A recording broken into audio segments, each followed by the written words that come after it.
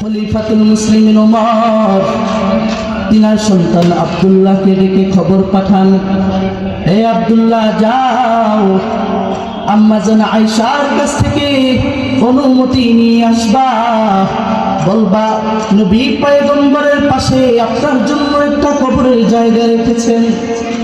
হযরতে ওমর তিনি তিনার সাথীদের সাথে থাকার অনুমতি চায়।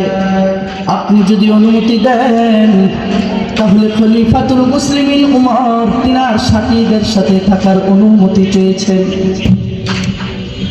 আব্দুল্লাহ ইবনে ওমর দৌড়, ছোট মানুষ, আবার ডাক দিলেন, ওমর, আব্দুল্লাহ থামো।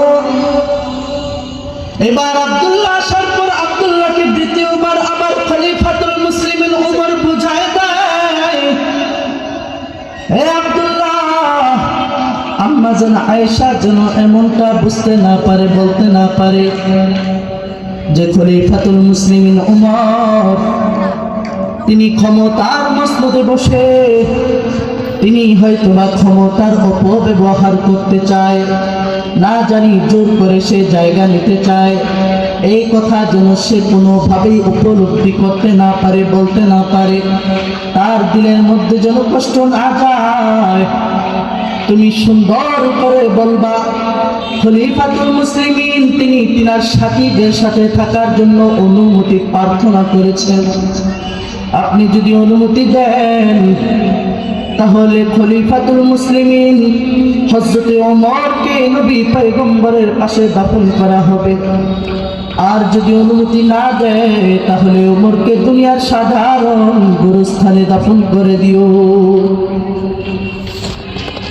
এবার আব্দুল্লাহ ইবনে ওমর দৌড়িয়া আম্মা জান আয়েশার বাড়িতে উপস্থিত হয়ে গেলেন। ঘরের দরওয়াজায় নক করে সালাম পাঠিয়ে দিলেন খলিফাতুল মুসলিমিন ওমরের সালাম। কি ব্যাপার, কি ব্যাপার?